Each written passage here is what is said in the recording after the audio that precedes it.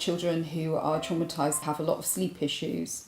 So for an older child, that might mean that they can't get to sleep, or they wake several times in the night, and then in the morning they cannot get out of bed. So for a younger child, they'll have difficulties getting to sleep, and also they will want to be in their parents' bed.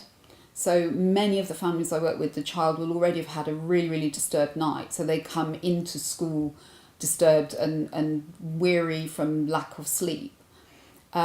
The morning events probably will have involved them getting into difficulties because they've forgotten things, because they're slow getting dressed.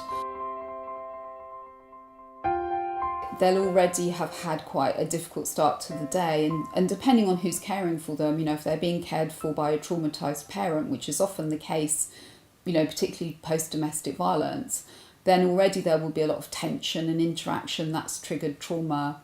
So they may arrive at the setting already having had quite a busy morning and feeling quite emotional and quite wired.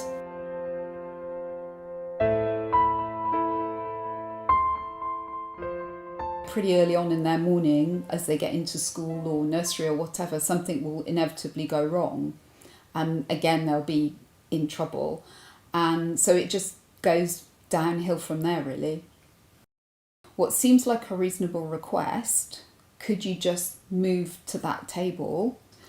To a traumatised child, they will react to maybe the tone of voice, maybe some body language. In some way they'll immediately read that they're in trouble, or that there's some kind of rejection going on, they're not good enough to sit at that table. So it will trigger a whole series of events in that child's brain and in their body that a teacher couldn't possibly think about just in such a simple request.